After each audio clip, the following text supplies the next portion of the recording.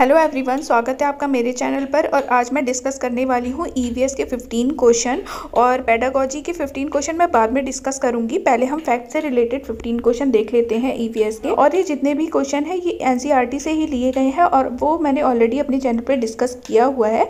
Class 3rd 4th 5th की पूरी EVS मैंने डिस्कस की है, अगर आप चाहें तो जाके देख सकते हैं। तो चलिए वीडियो को स्टार्ट करते हैं, अंत तक बने रहिएगा मेरे चैनल पर। चिपको आंदोलन किस राज्य से संबंधित है? चिपको आंदोलन किस राज्य से संबंधित है? तो चिपको आंदोलन छत्तीसगढ़, झारखंड, बिहार या उत्तराखंड, किस राज्य से संबंधित है? चिपको आंदोलन संबंधित है उत्तराखंड से। और चिपको आंदोलन क्यों फेमस है ये बताएंगे आप लोग? चिपको आंदोलन इसलिए फेमस है, चलिए आप लोग बताएंगे, ठीक है। चिपको आंदोलन क्यों फेमस है? चिपको आंदोलन की शुरुआत कहाँ से हुई थी, क्यों हुई थी, ये आप मुझे कमेंट करके बताओगे, ठीक है। निम्न में से कौन सी एयरलाइंस वर्तमान में सेवा में नहीं है?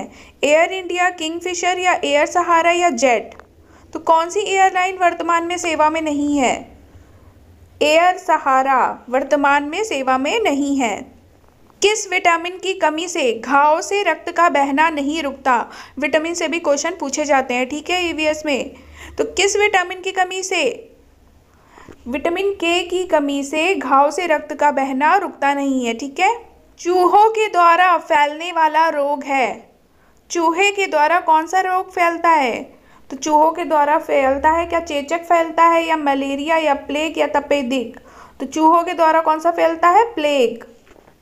प्राथमिक सामाजिकरण है शुरुआती आयु में परिवार एवं मित्रों से सीखना, किशोरावस्था में समाज से सीखना, प्राथमिक स्तर पर समाज से सीखना या शिक्षकों का अनुसरण करना। प्राथमिक सामाजिकरण कौन है, क्या है, ये बहुत क्वेश्चन पूछा जाता है। तो प्राथमिक सामाजिकरण परिवार होता है, ठीक है। निम्न में से कौन सी खरीफ की फसल नहीं है? निम्न में से कौन सी खरीफ की फसल नहीं है? तो चावल है, गन्ना है, मक्का है, लेकिन गेहूं नहीं है। यहाँ पे जैसे खरीफ की फसल के बारे में पूछ रहा था तो मैं एक ट्रिक बता देती हूँ। पहले तो आप ये जान लीजिए, खरीफ की फसल जून जुलाई में बोई जाती है और नवंबर दिसंबर में काटी जाती है। कब बोई जाती है? जून जुलाई में बोई जाती है और नवंबर दिसंबर में काटी जाती है। अब इसकी ट्रिक ये है, कंजूस मामू ढेचू गधा आज बात करेंगे। कंजूस मामू ढेचू गधा आज बात करेंगे। तो इसी तरह से का से हो जाएगा कपास, जू से हो जाएगा जूट, सा से हो जाएगा सरसों, माँ से हो जाएगा मक्का, मुँह से हो जाएगा मूंगफली, ढे से हो जाएगा ढेंचा, ठीक है। गा से हो जाएगा गन्ना, धा से हो जाएगा धान, आ से हो जाएगा अरहर, जा से हो जाएगा ज्वार, बा से हो जाएगा बाजरा और ता से हो जाएगा तिलहन। ये सब क्या है? ये सब खरीफ की फसलें हैं, ठीक है।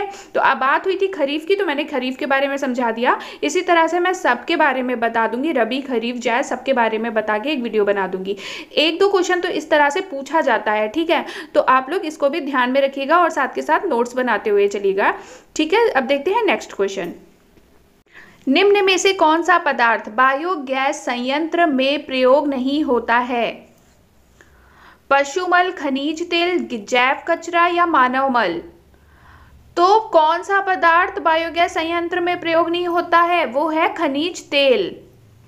भारत का राष्ट्रीय पक्षी कौन सा है? ये तो बच्चों को पता होगा, कौन सा है? मोर।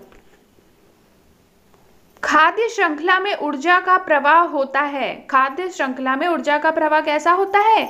एक दिशीय, बहुदिशीय या चक्रीय या उभय दिशीय? तो खाद्य श्रृंखला में ऊर्जा का प्रवाह होता है एक दिशीय।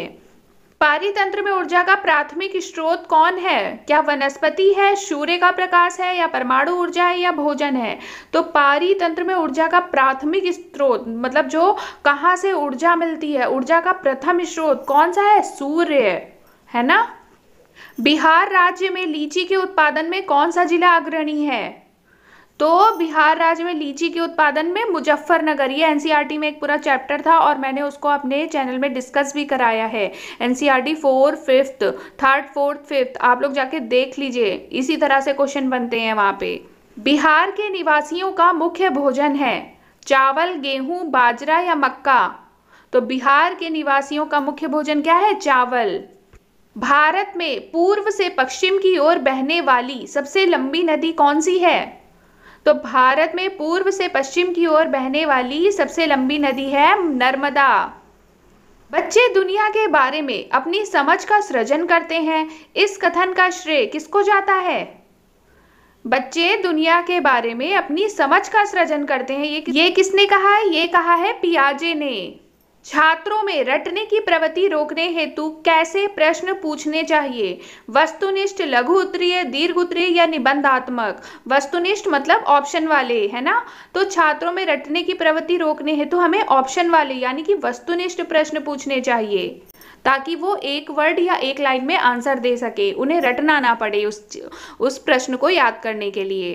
पौधों के विभिन्न भागों के शिक्षण हेतु आवश्यक है पाठ्य पुस्तक, पौधों का अवलोकन, श्यामपट्ट या पौधों का चित्र।